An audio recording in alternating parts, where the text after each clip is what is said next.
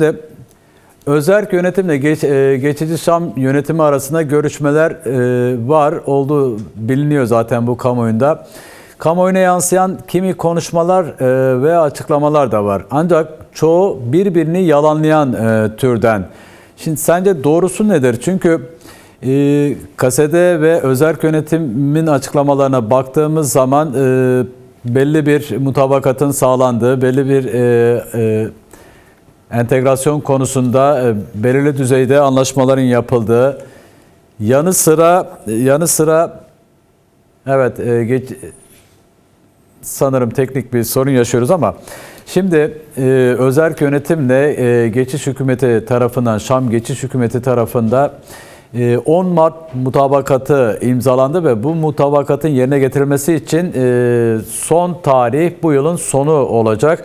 Bu anlamda KSD Genel Komutanı Mazlum Abdi birçok konuda, daha doğrusu özellikle KSD'nin entegrasyonu konusunda bazı sözlü de olsa mutabakata varıldığı yönünde açıklamaları vardı. Ancak Şam tarafına baktığımız zaman Şam tarafında, evet arkadaşımız Özgür Avzem tekrar hattımızda. Şam tarafı da Özgür yani KSD'nin açıklamalarını yalanlayan türden açıklamalar yapıyor. Daha doğrusu işte askıya alındı falan şeklinde görüşmeler. Doğrusu nedir? Senden dinleyelim. Evet, geçici Şam hükümetinin her defasında zamana oynayan, sürüncemede bırakan yaklaşımları kimi çevreler tarafından da görüşmelerin askıya alındığı yorumları da gelişiyor. Yani sonuç ne olacak, görüşmeler olacak mı, anlaşmalar pratikte uygulamaya geçecek mi?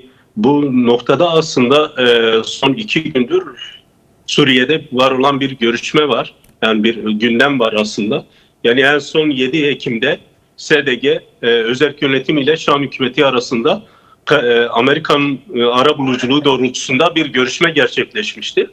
Bu görüşmede SDG'nin 3 tümen ve 2 Tugay halinde Suriye ordusuna entegre edilmesi tartışılmış ve sözlü olarak mutabakata varılmıştı. Kabul görmüştü. Fakat o görüşmeden şu ana kadar iki taraf arasında herhangi bir temas olmadı. Yani süreç bu bahsettiğim minvalde de gelişmedi, ilerlenmedi.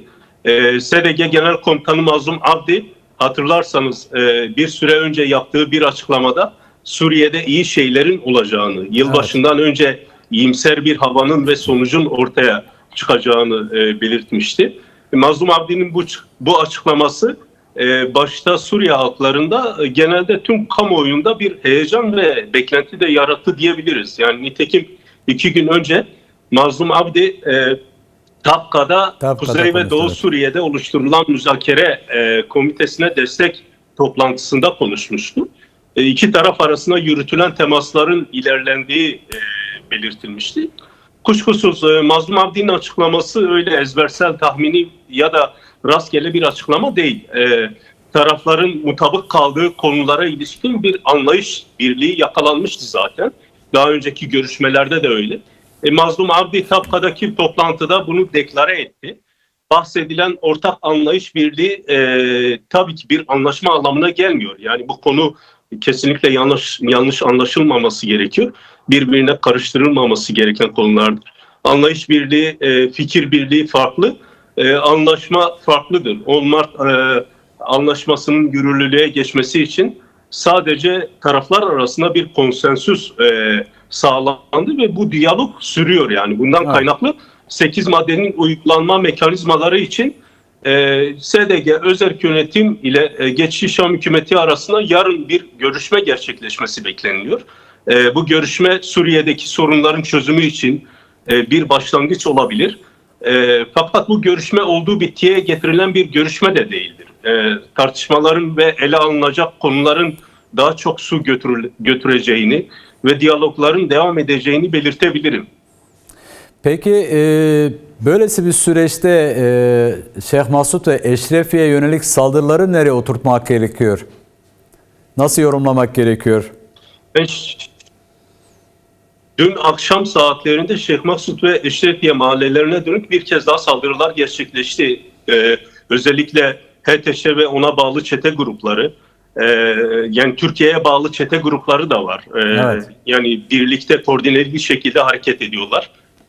KASED'ye bağlı iç güvenlik güçlerinin kontrol noktalarına dönük saldırılar gerçekleştiriyorlar. Saldırının görüntüleri dün basına da yansımıştı. Özellikle tank ve ağır silahların konuşlandırıldığı Eşrefiye'ye yakın kavşaklar, yani Eşrefiye mahallesine giriş olan kavşaklara dönük bir hazırlık, yani topçu atışlarıyla, RPG roketleriyle, tankla, ölüm makinesi diyebileceğimiz tüm silahlarla rastgele saldırılar gerçekleştirildi. Saldırıda bir asayiş üyesi yaralandı. İç güvenlik güçlerinin bu saldırıya karşı meşru müdafaa, meşru savunma temelinde yani sınırlı da olsa bir cevabı oldu. HTŞ ve Türkiye'ye bağlı özel savaş medyası ise özellikle günlerdir Şeyh Maksut ve Eşrefiye'ye dönük yapılan saldırıları manipüle edip saldırıların KASED'e tarafından gerçekleştirildiğini öne sürüyorlardı. Dünkü saldırıyı belgeleyen görüntüler aslında servis edildikten sonra bu iddiayı çürüttü diyebiliriz. Yani bu yalanı ortaya çıkardı diyebiliriz. HTŞ özellikle güvenli yerleşim yerlerine, yeni sivillerin bulunduğu alanlara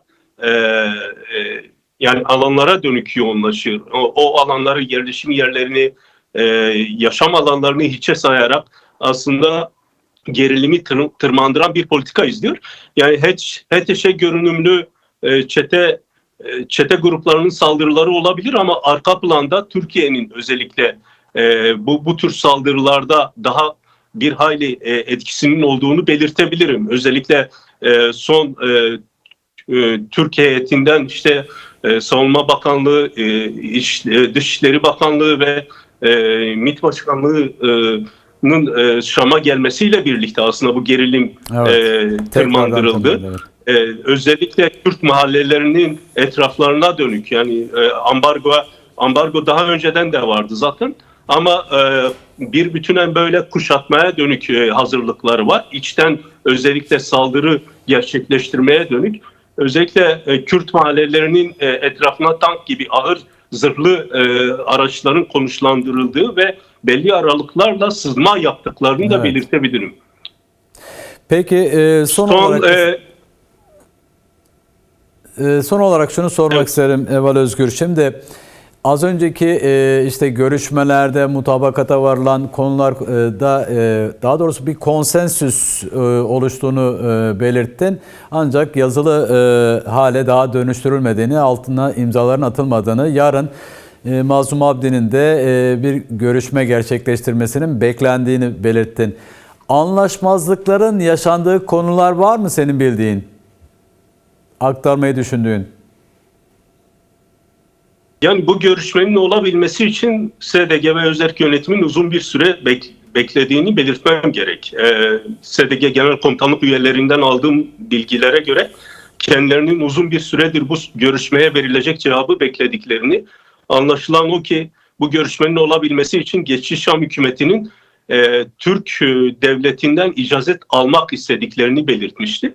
Daha çok yani Türk devleti geçici Şam hükümetine çok fazla baskı uyguluyor. Yani bu açıdan Şam'ın pek bir iradesinin olmadığını görüyoruz. Bunun da yansımalarını görüşmelerde, toplantılarda ya da görüşme talebine bile cevap vermemelerinden anlıyoruz. Yani Şam'ı yönlendiren SDG ile yapılan görüşmelerde etkisini konuşturan Türkiye'dir. Yani psikolojik açıdan bir basınç da uygulanıyor.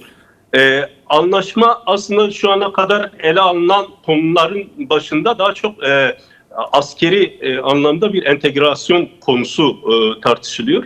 Fakat yarınki görüşme bu konuya bir netlik de kazandırılması bekleniyor. Evet. Yani daha çok aslında 8 madde üzerinde tartışılacağı bir görüşme olacak. Fakat 8 maddenin tümünün bir günde tartışılacağı, bir toplantıda netliğe kavuşacağını düşünmüyorum. Yani bu konuda 8 maddenin, her bir maddenin uzun uzadıya bir tartışma götüreceğini, yani uzun soluklu bir tartışma yürütüleceğini, pratikte nasıl karşılık bulabilir, ortak bir şekilde nasıl yönetilebilir üzerinden aslında daha geniş kapsamlı tartışmalar ve görüşmelerin süreceğini belirtebilirim.